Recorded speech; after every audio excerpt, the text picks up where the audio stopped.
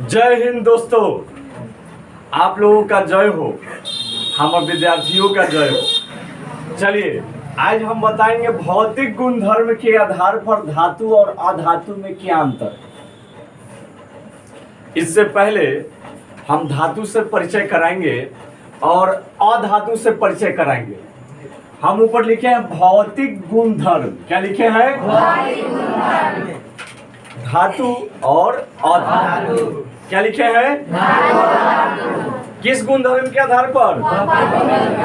दिमाग में सेट कर लेना है कि अभी धातु और अधातु के बारे में सर जो बता रहे हैं वह भौतिक गुणधर्म के आधार पर। दो गुणधर्म है, एक भौतिक एक रासायनिक, दो गुणधर्म होते हैं। तो अभी जो हम विश्लेषण कर रहे हैं धातु और अधातु के बीच में, किस गुणधर्म के आधार पर? समझना है पहले धातु क्या होता है। धातु एक ठोस, एक विशेष चमक, धातु ऊष्मा और विद्युत के सुचालक। इसका मुख्य गुण यही है।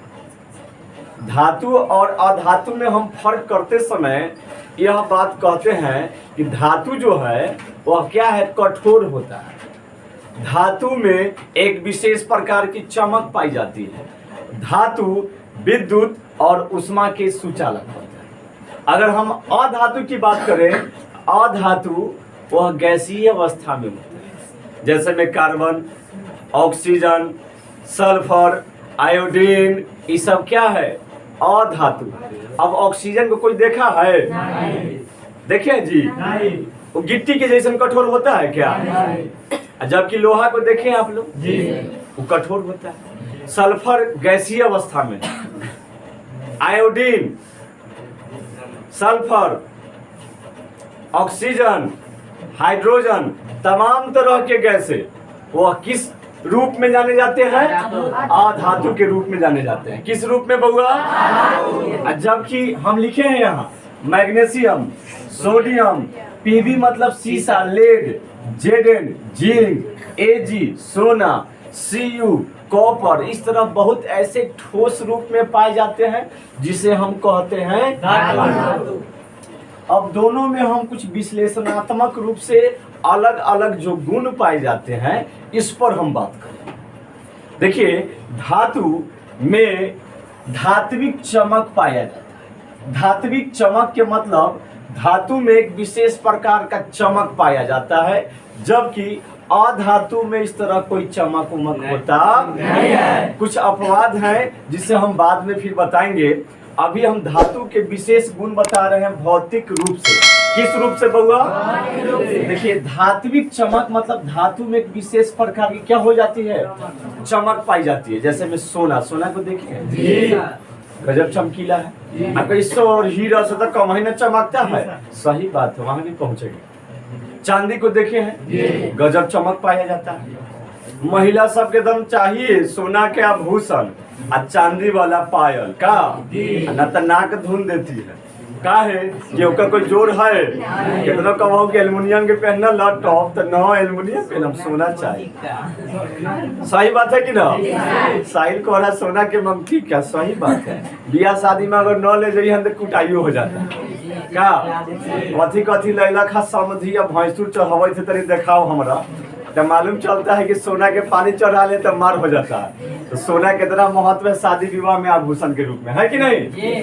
तो धात्विक चमक यही है। धातु जो सोना है, चांदी है, जिसमें एक विशेष प्रकार की क्या पाया जाता है? चमक पाया जाता है। क्या पाया जाता है? अब है आघात वर्ध्यता।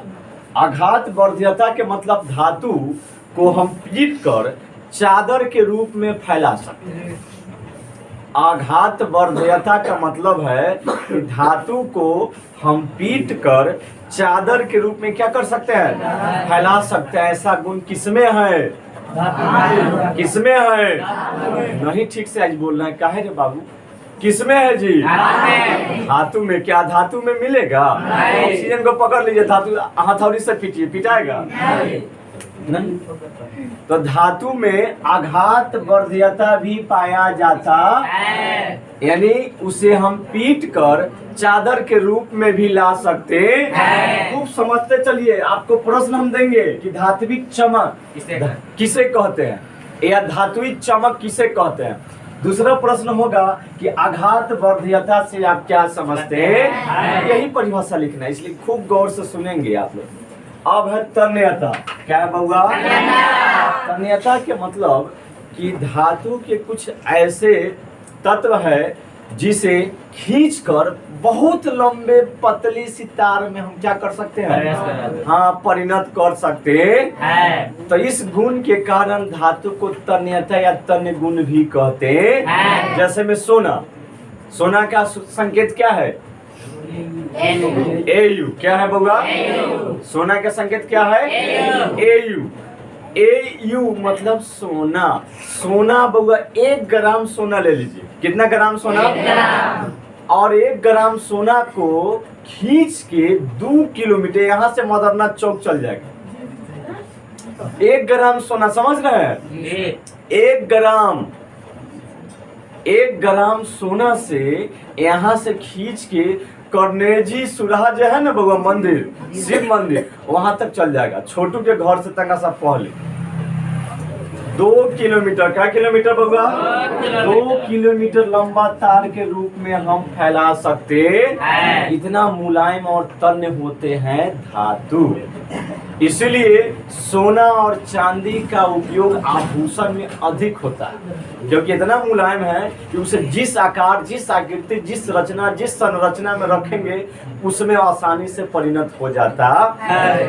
तो तन्यता का मतलब समझ गए कि वैसे धातुई गुण जिसे खींचकर लंबे तार के रूप में हम कर सकते हैं, तो ऐसे गुण वाले को हम धातु तन्यता या तन्यता कहते हैं। तन्य भी कहीं कहीं मिलल रहेगा। अब है क्या बउआ? सोचिए, अब सोचिए, प्लास्टिक में भोजन क्यों नहीं बनता है? प्लास्टिक के बर्तन में भोजन क्यों नहीं बनता है? आखिर धातुए के बर्तन में भोजन क्यों बनता है, पकता है? देख लो घर में मम्मी सब एल्युमिनियम के रहली ना थी, हरिया आ तसलो कहते हैं लोग। अब बउआ कढ़ाई भी कहते के धातु के, हाँ, एल्युमिनियम के। पहले लोहा के रहता था बउआ, सब्जी करिया बन जाता था क्या। लेकिन अब तो बदलता हुआ युग है, अब तो नॉन स्टिक आ गया है कि ना? कुछो न लग, इससे आहियो न लगता हुआ, खाना पक जाता। इंडेक्स चूल्हा पर न पक जाता है, आज चूल्हा पर भी पक जाता है। गैस चूल्हा पर कनाइठू टिप दो चलेगा। तब बउआ सुनना है, सुचालक। क्या पढ़ रहे हैं बउआ?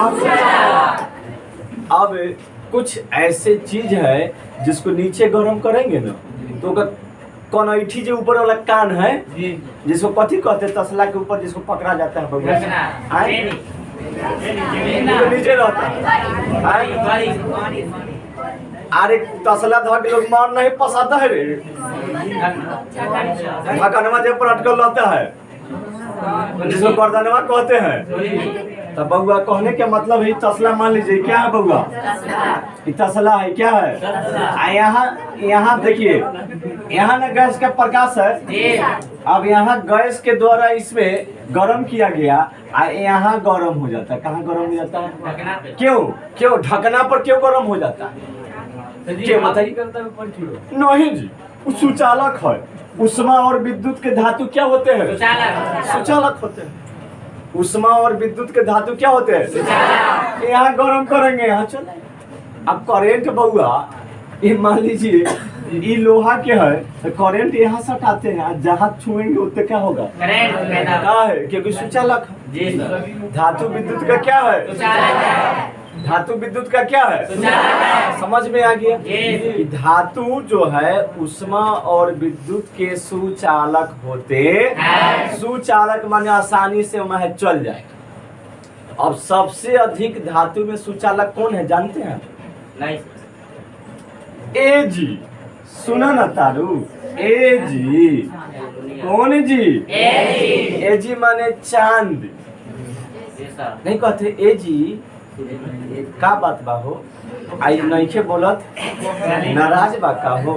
तो ये जी है, कौन जी है वो? इसको कहते हैं चांद। क्या कहते हैं? एजी। एजी बउआ ऐसे धातु है जो विद्युत की सबसे सर्वोत्तम सुचालक है। चांदी के बाद आते हैं कॉपर, Cu। चांदी के बाद कौन आते हैं? सीयू। कॉपर का संकेत क्या होता है? तो सुचालक होते हैं धातु, विद्युत एवं उष्मा के सुचालक होते हैं। हम बता दिए सुचालक कैसे है।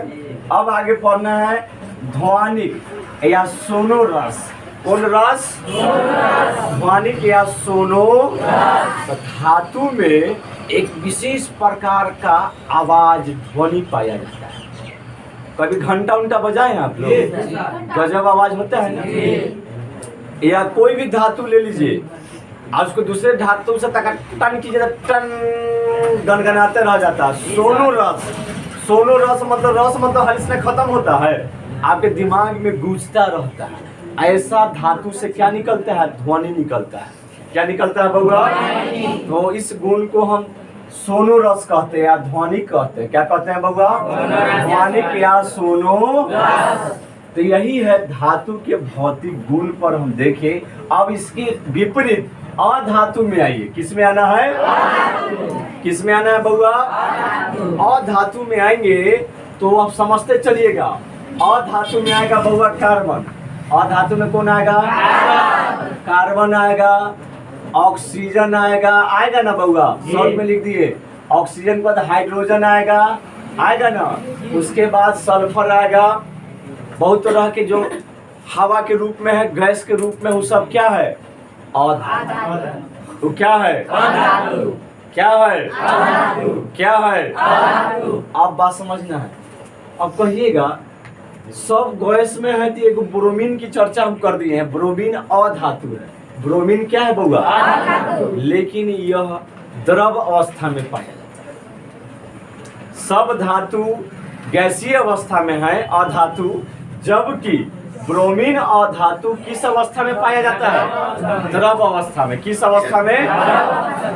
अब देखिए, अब हम बात करेंगे कि धातु में धात्विक चमक पाया जाता है, जबकि अधातु में कोई चमक पाया जाता नहीं है।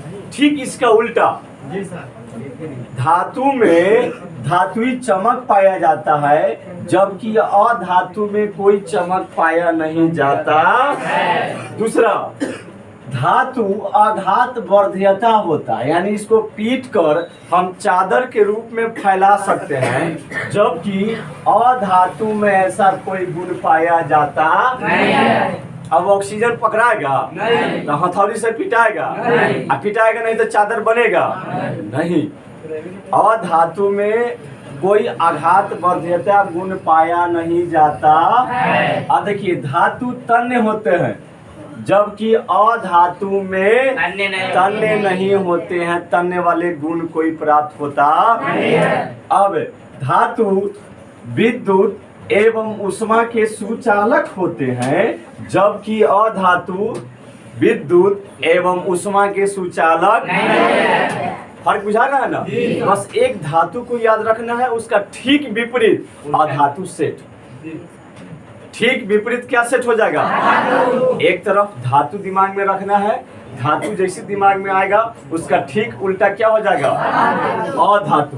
अब देखिए, धातु में सोनोरस या ध्वनिक पाए जाते हैं, एक विशेष प्रकार की आवाज होती है, जबकि अधातु में इस तरह कोई आवाज नहीं पाया जाता है। कोई दिक्कत? धातु अधातु में अंतर भी समझ लिए और दोनों के गुण भी समझ लिए। गुणे के आधार पर अंतर किए हैं। बीकी रे बीकी, टीकी पर ध्यान नहीं। अब चलिए दोनों में अपवाद समझेंगे। कुछ अपवाद है बउआ, हर चीज में सना होता है, इसमें भी अपवाद है। क्या अपवाद है? नियम के हिसाब से तो हम डिफाइन कर दिए कि ठोस होता है, ठोस नहीं होता है, इसमें चमक होता है, इसमें चमक नहीं होता है। अब देखिए, कुछ ऐसे धातु या धातु है जिसमें यह गुण के विपरीत गुण पाए जाते हैं। जैसे मरकरी धातु है। पारा थर्मामीटर में नहीं होता है, दिन भर पकड़े तो जब बुलडोजरों से पकड़बू तो पकड़ता हो, बुलडोजरों से धरता न, चुमकों से न धरता, हाथों से न धरता, वैसा होता है। कथी? पारा। धराएगा नहीं। पारा धातु है। हाँ, पारा क्या है? जिसको मरकरी कहते हैं। क्या कहते हैं?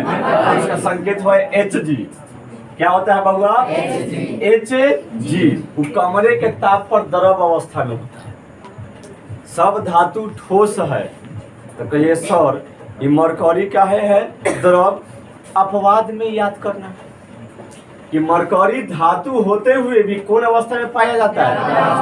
द्रव अवस्था में। पूछता है कि इनमें से कौन से ऐसे धातु है जो कमरे के ताप पर द्रव अवस्था में पाए जाते हैं? तो जवाब क्या देंगे? मारे।